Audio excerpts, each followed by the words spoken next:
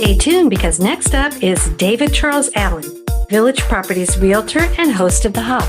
That's Home Ownership Podcast, here to tell us about real estate in Santa Barbara. Welcome to The Hub. This is David Charles Allen, Realtor at Village Properties in Santa Barbara, California, with my great friend and co-host, Patty Teal. I'm doing wonderful today, Patty. How you doing? I'm doing well too, David. How are things in Santa Barbara? Good to hear. The weather is beautiful. We're having some cooler nights. Looking ahead with temperatures scattered throughout the 60s and 70s, sunny, partly cloudy, maybe a little bit of rain. So a nice little switch up from just sunny skies all the time. That's nice. That's nice. There's always good weather right around the corner in Santa Barbara. Always. And then with maybe a little bit of swell mixed in too. So we're having some really large tide periods. So depending on what time of day you're going, maybe you can get some good waves out there too. Ooh, boy, that makes the surfers happy. Yes, indeed. In terms of how interest rates are performing, we're consistent with last week, 5.75 for 30-year jumbo and 6.75 for 30-year conforming. Oh, so it stayed exactly the same. Stayed exactly the same, correct. Okay. And then in terms of how the statistics have performed, we're at 23 new listings, 24 price changes, 23 that closed, 23 that went pending, 2 expired, and 3 that were coming soon. I mean, I know 23 new listings is not a huge number, but it is up. Yeah, I mean, I think it was a mistake last week when it was 8. It was probably closer to the 20 last week than the 8 that I had said. So again, still very low, but the supply is building. We were at 200 or 300 homes supply across all the various areas, and now we're about 400. So the supply is almost doubled slowly, but we're still seeing new listings that are desirable close quickly and potentially for even more than what they're asking. Great. Any question of the day for me? Yeah, I actually have 2 questions. First, I wondered about open house etiquette. I know a lot of people love to go to open houses, myself included, sometimes just to browse and look at how things are decorated and see houses. And sometimes we're actually at the point of searching and sometimes not. And some people go that are already working with a broker, and that probably could, get the person who's hosting the open house in a position to think you're a customer when you're not. So what's the proper etiquette for someone who's shopping or just stopping and looking at an open house? So it can be difficult because you want to get a lot of information from the person, but at the same time, agents host open houses usually to meet new clients because it's the best way to make face-to-face contact with someone that's interested in purchasing a home. And open houses are just the best way to do that. It is good to say that you do have an agent.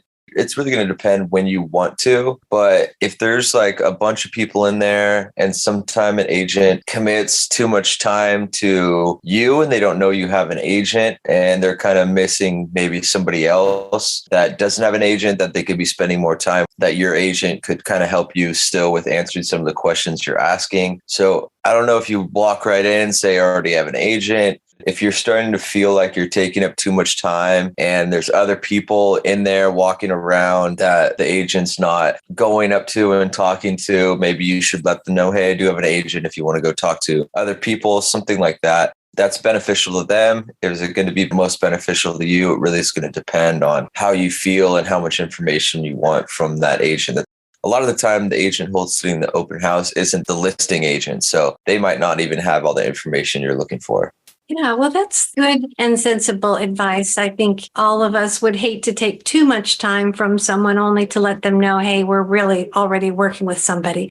Although I'm sure most of them wouldn't mind, chatting with you a bit. Exactly. Even if you're working with an agent, they're not going to say like, hey, get away from me. They're still going to talk to you. I guess it depends who it is, but they're not going to totally ignore you. But at the same time, they're trying to gain more clients and help people that may need more help than you do since you've already been helped by somebody else. So it's really just going to be how considerate you are to their time. Right. Thank you, David. That was a good answer. And then secondly, I wanted to ask about how important the brokerage is that you choose when you're listing a home. For instance, Village Properties, where you work, has a wonderful reputation. Does that have a big impact when you're selling your home?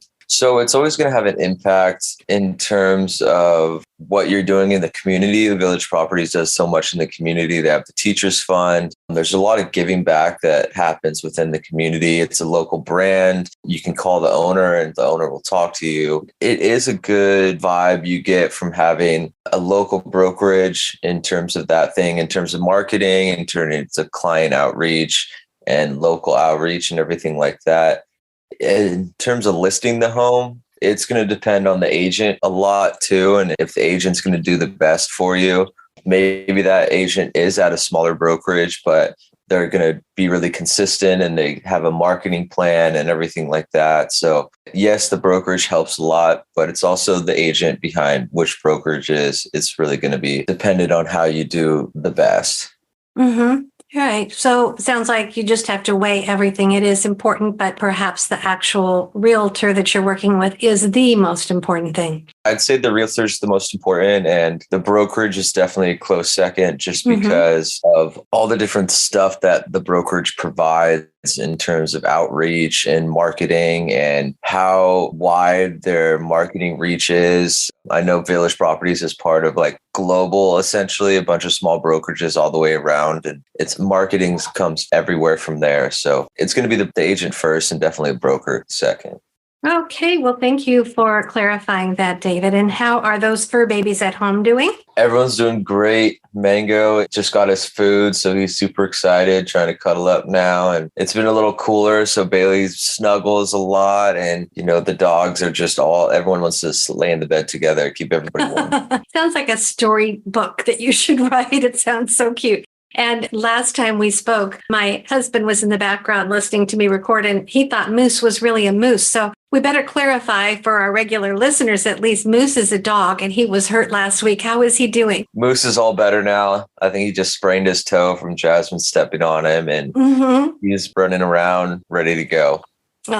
Good to hear. Well, here in Florida, it's starting to cool off just a little, although it is going to be quite hot today in the high 80s, but at least we have cooler mornings and cooler evenings, and we did have a cool spell last week, so a lot better for our dogs. Yeah, I'm sure they really enjoy that too.